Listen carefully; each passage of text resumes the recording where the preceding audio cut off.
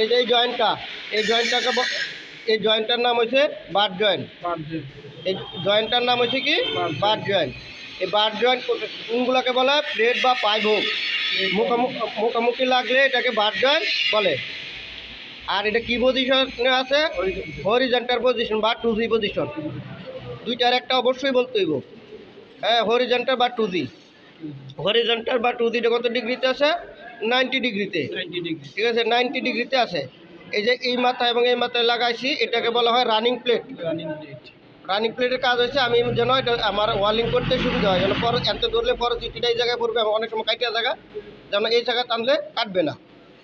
এবং এই যে গ্যাপটা রাখছি, এই গ্যাপটা হচ্ছে রুট গ্যাপ। রুট গ্যাপ কতটুকু থাকবো? 3 mm। রুট গ্যাপ থাকবো 3 mm। আবার এই যে প্লেটের এই যে মাথাটা বাড়ি, সেটাকে বলা হয় পেজ। পেজ বা আইডি এটা থাকবো 1.5 থেকে 2 mm। 2 mm এই একটুকুর ভিতরে থাকবো। এই যে বেবেলটা করছি, এই বেবেলটা এটাকে বলা হয় বেবেল। এই যে স্মুথ করে কাটছে না দুইটা প্লেট, এটাকে বলা হয় বেবেল। এই বেবেলটা একটা ডিগ্রিতে কাটছে। এই ডিগ্রিটা কত? 37.5 প্লাস মাইনাস। এটা প্লেটের ক্ষেত্রে বাড়তেও পারে কমতেও পারে। এটা 37.5 প্লাস মাইনাস। প্রথম যেটা মারমো এটা হচ্ছে রোড পাস। রোড পাস কত মিলি দিয়ে মারমো? 2.5। কোড নাম্বারটা হচ্ছে 7016 LVP2, আবার 7016 LVP2 ইউও হতে পারে।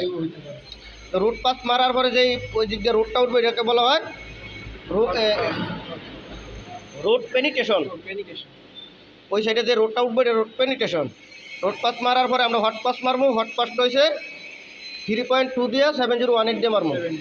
এবং ফিল আপ পাস মারবো 3.2 7018।